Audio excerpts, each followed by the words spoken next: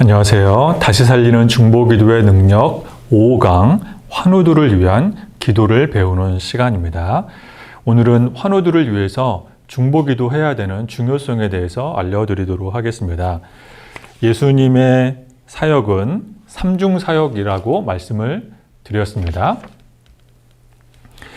마태복음 4장에 의하면 예수님께서 가르치시고 전파하시고 고치셨다라고 말하고 있습니다. 그래서 예수님의 사역은 가르치고 전파하고 고치시는 삼중 사역이라고 많은 학자들이 요약을 하고 있습니다. 다시 말씀드리자면 예수님의 사역의 3분의 1 이상이 아픈 환우들을 위해서 고치는 일을 하셨다라고 하는 것입니다. 따라서 교회도 환우들을 위해서 지극정성으로 기도해야 합니다. 복음서를 관찰하면 관찰할수록 예수님이 아픈 환우들을 고쳐주신 이야기가 참 많다는 것을 발견합니다. 그 말뜻은 교회도 역시 환우들을 위해서 당연히 기도해야 한다는 것입니다. 그래서 예수님의 동생 야고보도 이런 말씀을 남겼습니다. 5장 14절 말씀입니다. 너희 중에 병든 자가 있느냐? 교회 장로들을 청해서 그들을 주의 이름으로 기름을 바르고 그들을 위해서 기도할지니라. 아픈 사람들을 위해서 기도해야 한다라고 말하고 있습니다. 믿음의 기도는 병든 자를 구원할 것이다 라고 말하고 있습니다. 그래서 야고보서는 이렇게 말하고 있습니다. 서로 기도해라. 의인의 간구는 역사하는 힘이 많다. 병 낫기를 위해서 서로 기도해라 라고 야고보 사도는 말하고 있습니다. 야고보 사도는 서로 병 낫기를 위해서 신신당부하며 말씀하고 있습니다. 따라서 우리들도 치유를 위해서 기도하는 것은 지극히 성경적인 기도인 것을 알아야 합니다. 교회는 환우들을 위해서 기도해야 할 책임이 있습니다. 우리는 병원에서 100% 몸이 낫지 않을 수도 있지만 병원에 가서 진단을 받는 것처럼 비슷하게 내가 교회에 중보기도 요청을 했지만 100% 응답받지 못할지라도 교회에 중보기도 요청을 해야 하는 것입니다. 일단 몸이 아프면 병원에 가서 정밀 진단을 통해서 처방전을 받아야 하듯이 현재의 치유를 위한 기도 제목과 또 기도받았을 때 내 건강이 100% 완전하게 회복되지 않는다 할지라도 일단은 교회의 중보기도의 능력을 믿고 기도 부탁을 하는 것은 너무나도 당연한 것입니다. 교회는 사도행전에 기록된 초대교회부터 21세기에 이르는 현대교회까지 완벽한 교회는 하나도 없습니다. 완벽한 교회는 우리가 죽어서 하나님 나라에 들어가야지만 하나님 나라에서만 만날 수 있습니다. 그러나 하나님께서는 이 불완전한 지상의 교회를 통해서 병 고치는 사역, 하나님 나라 확장을 이루어 가셨습니다. 그래서 우리는 환우들을 위해서 기도하고 또 환우들은 기도 제목을 교회에 보고 제출할 수 있는 것입니다. 그러면 우리는 왜 치유 기도를 해야 하는 것입니까? 단지 병을 고치기 위해 아픈 몸이 낫기 위해 치유 기도하는 것이 아니라 치유를 일으키시는 분이 하나님 아버지이시며 그 사건은 바로 현재적인 사건인 것을 깨닫기 위해서입니다. 환우들을 위한 교회의 중보기도, 첫 번째 환우들을 위한 중보기도는 성경적 기도이고 교회는 기도해야 합니다. 두 번째 치유는 하나님 나라의 현재적 사건인 것을 우리는 깨달을 수 있습니다. 요한복음 11장에 의하면 예수님이 사랑하는 나사로가 병들었다는 말을 들었습니다. 그런데 예수님께서 이런 말씀을 하십니다. 이 병은 죽을 병이 아니라 하나님의 영광을 위한 병이다. 즉 질병에는 죽을 병도 있다라는 것입니다.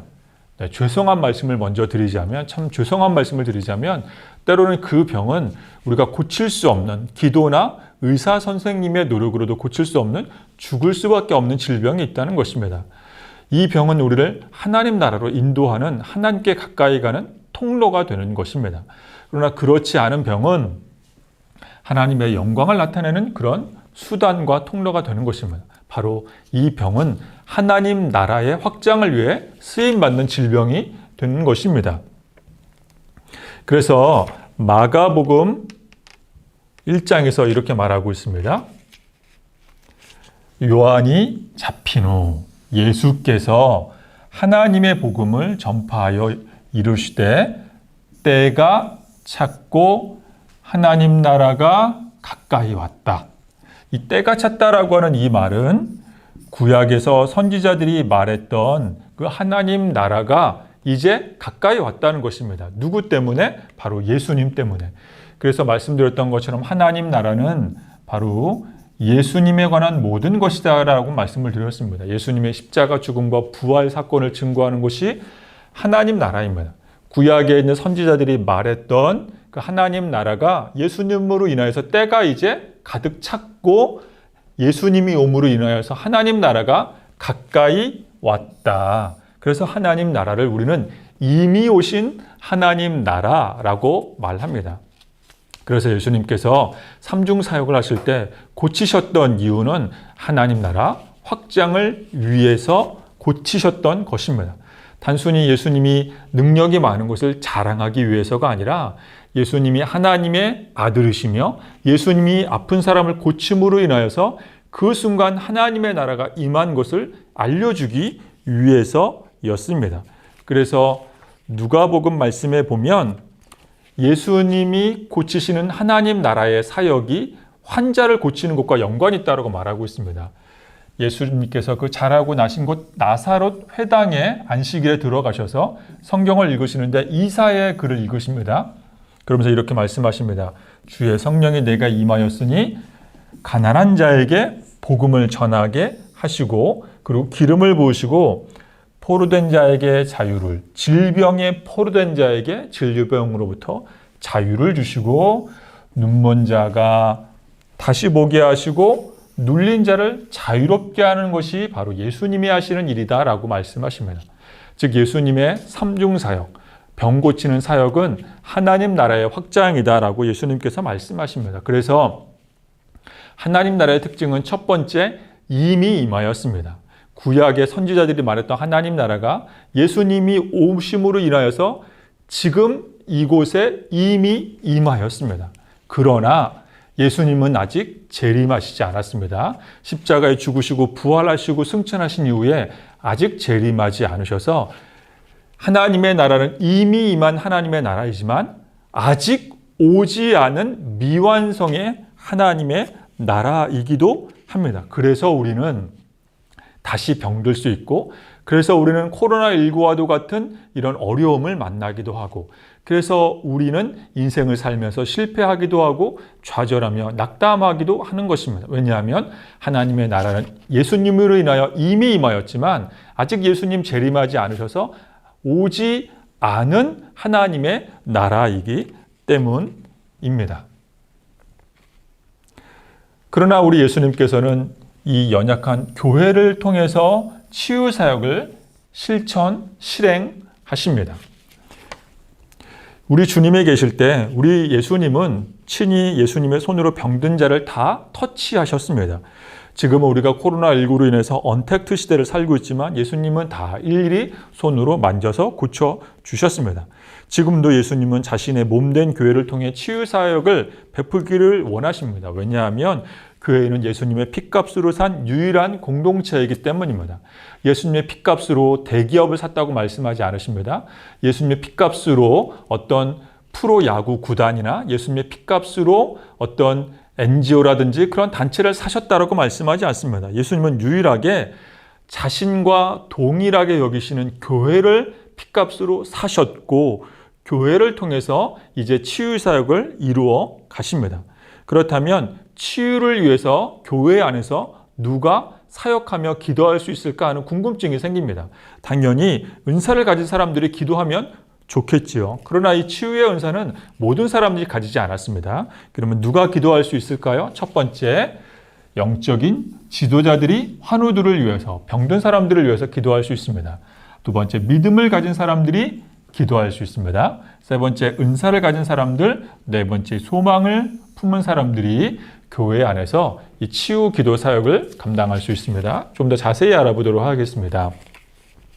야고보서 5장 14절 말씀에 의하면 너희 중에 병든 자가 있느냐? 그는 교회의 장로들을 청할 것이요. 즉 교회의 장로들은 교회의 영적인 지도자들을 뜻하는 것입니다. 오늘날로 말하면 교회의 목회자들, 교회의 항존직들, 당회원들, 평신도 리더들을 뜻합니다.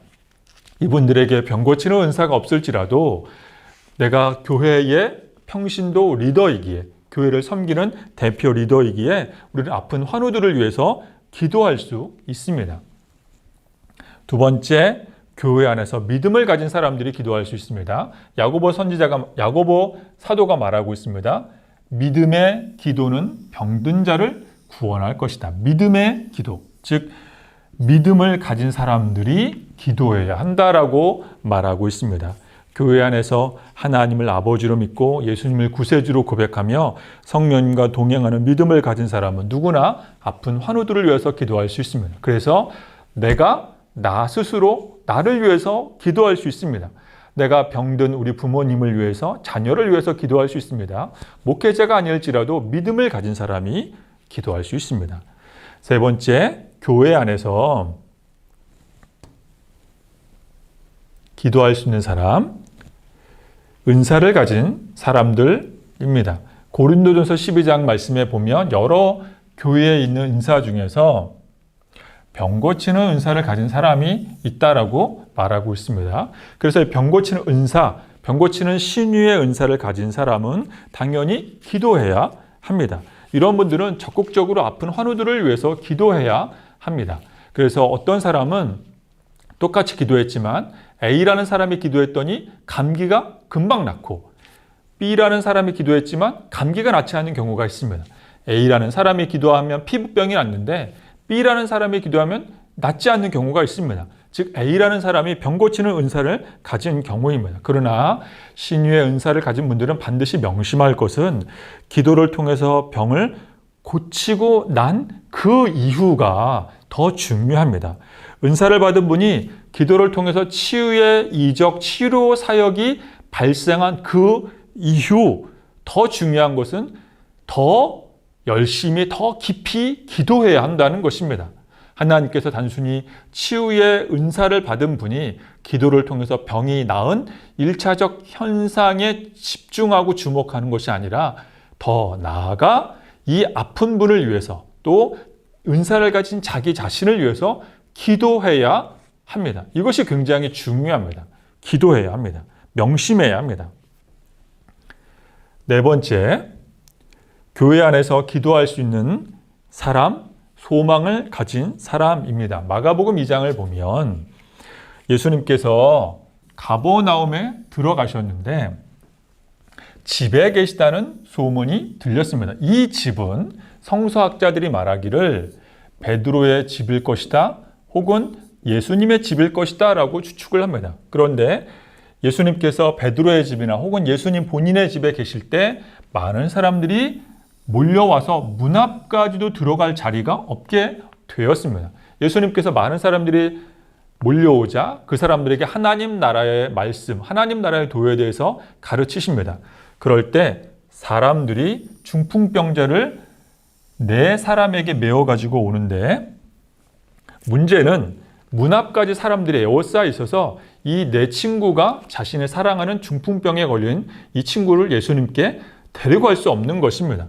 그래서 그들이 낸 아이디어는 지붕을 뚫고 구멍을 내어 중풍병자가 있는 상을 예수님께 달아내렸다라는 것입니다.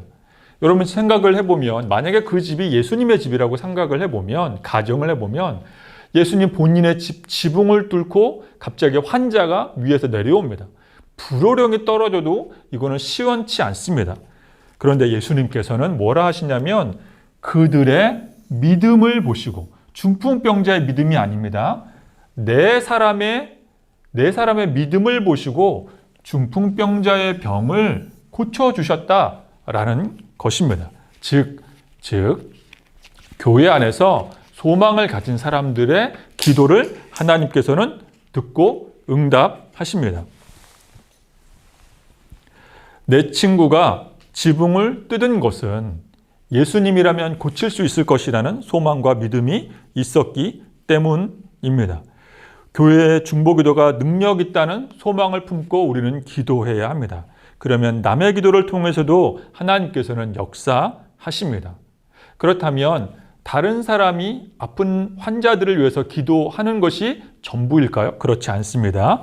아픈 환우들이 직접 본인이 나를 위해서 기도해야 합니다. 소망을 품고 기도해야 합니다. 마가복음 5장에 의하면 예수님께서 야이로의 딸을 고치시기 위해서 길을 가는데 예수님의 소문을 듣고 많은 사람들이 예수님의 뒤로 와서 예수님의 옷에 손을 대고 있습니다. 예수님이 길을 가는데 많은 사람들이 에워싸서 예수님을 만지고 있습니다. 그런데 한 여인이 12년 동안 혈루증을 앓았던 한 여인이 예수님의 옷에만 손을 대어도 구원을 받겠다, 병 낫겠다라는 그런 생각, 소망과 믿음을 가지고 예수님께 나아가 손을 댑니다. 그러자 예수님께서 그 능력이 자기에게 나간 줄을 깨닫고 무리 가운데 돌이켜 말씀하십니다. 누가 내 옷에 손을 대었느냐? 그러자 예수님의 제자들이 이렇게 대답을 합니다. 예수님, 무리가 에워싸 미는 것을 보시면서 누가 손을 대었느냐고 물으십니까? 제자들의 말은 틀리지 않았습니다. 예수님이 한가운데 있고 사람들은 다 예수님을 만지고 있었습니다. 한 여인만 만진 것이 아니라 모든 사람이 예수님의 겉옷을 만지는데 오직 한 여인만 병고침을 받았다라는 것입니다.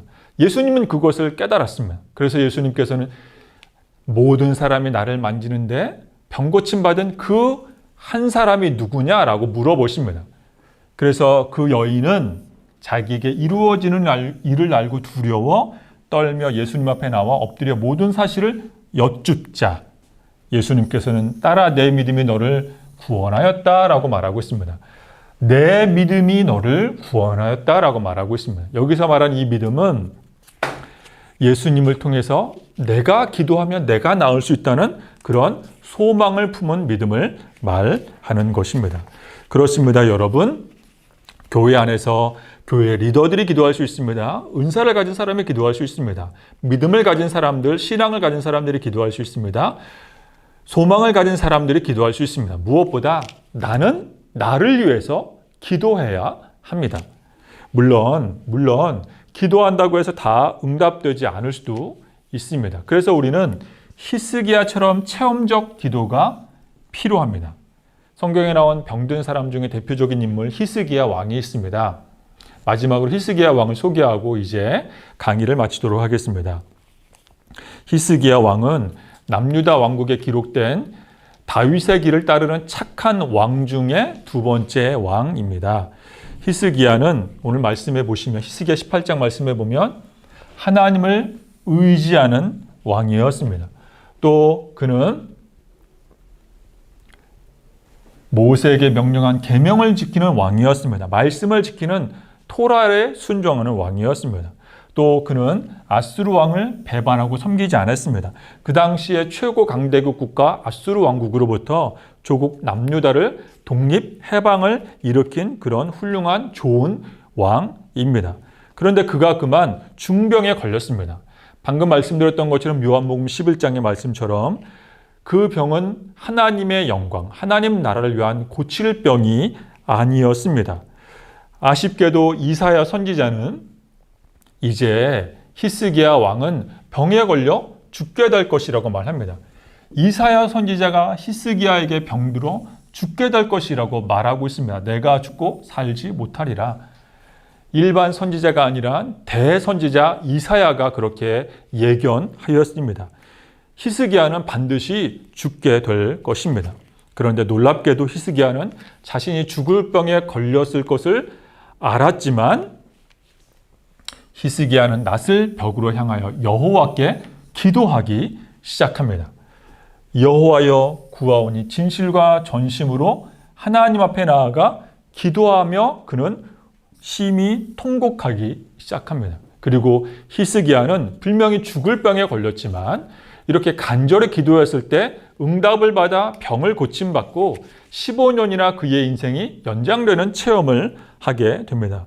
그렇다면 사랑하는 여러분, 히스기야가 이런 사망 선고를 받고 다시 한번 기도할 수 있었던 이유는 무엇이겠습니까? 바로 그가 이미 그 전에 기도 응답받는 체험이 있었기 때문입니다.